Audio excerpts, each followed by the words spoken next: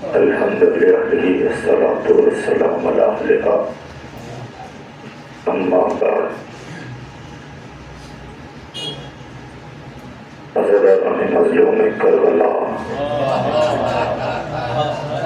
حسین کے سینے کو سونے والی وہ شہزادی جسے میرے امام نے دعاؤں میں مانگا تھا،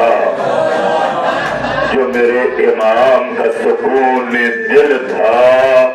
اس حسین کے سینے کو سونے والی بچی کو امت نے یتیمی کا بلسا ایسے دیا کہ ہائے شام غریبہ آتے آتے سکینہ کے رخساروں پر دھماکے لگائے ہوشیار جزاکم اللہ ان خیر الجزاء۔ عزادارو شہزادی 4 سال کا سن ہے، ان 4 برسوں میں دادی زہرا کی طرح جناب سکینہ کے بھی مصائب اسی انداز میں نظر آتے ہیں۔ بارہا اس جملے کو میں بیان کرتا ہوں کہ شہزادی جناب زہرا اور شہزادی جناب سکینہ کے مصائب ایک جیسے ہیں۔ اگر احساس کیا جائے تو آپ محسوس کریں گے دونوں کے مصائب میں زیادہ فرق نہیں ہے۔ وہاں بھی میری شہزادی 18 برس کے سن میں یتیم ہوئی تھی تو امت نے آ کر رونے پر اعتراض کیا تھا اور کہا تھا یا علی زہرا سے کہیے یا دن کو رویا کرے یا رات کو رویا کرے۔ یہاں بھی جو یتیمی کے بعد سکینہ نے رونا چاہا،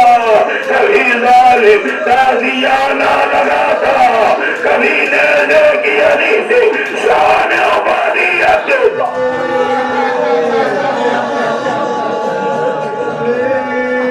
وہاں 18 برس کے سن میں میری شہزادی پر ظلم یہ ڈھایا گیا تھا کہ شہزادی کے دروازے کو آگ لگائی گئی تھی۔ جلتا ہوا دروازہ شہزادی کے پہلو پر گرایا گیا تھا۔ یہاں کربلا کے میدان میں 4 برس کی زہرا کے مصائب یہ ہے کہ میری شہزادی کے گردے میں آگ لگائی گئی۔ آئے میری شہزادی، کیسے بیان کروں عزادارو، کیسے بیان کروں؟ دونوں شہزادیاں دونوں اپنے بابا کی لاڈلی، ایک ام ابیہ ہے، دوسرے باپ کا سکون قلب ہے۔ ذرا غور کرے ایسے امت نے دونوں بیٹیوں کو پرسا دیا کہ وہاں 18 برس کی زہرا کو امت نے ایسے پرسا دیا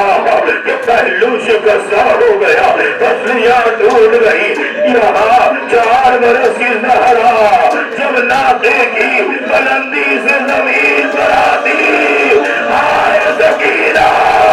پسلیاں لکلیوں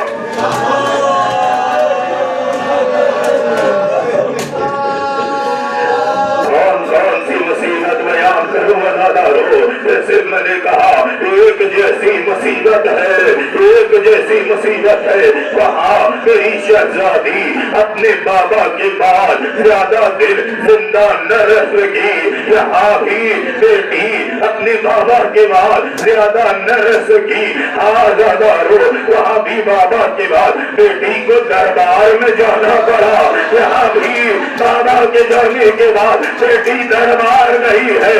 فرق اتنا تھا کہ وہاں 18 برس کی زہرا جب دربار نہیں ہے، شہزادی کی آنکھوں کے سامنے ان کے بابا کی تحریر کو چاک دیا گیا تھا، لیکن جب 4 برس کی زہرا دربار نہیں ہے، سامنے دشت طلا میں بابا کا سر ہے، ظالم کے ہاتھ میں چڑی۔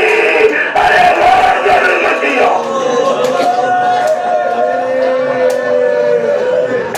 جزاک جزاکم اللہ ان خیر الجزاء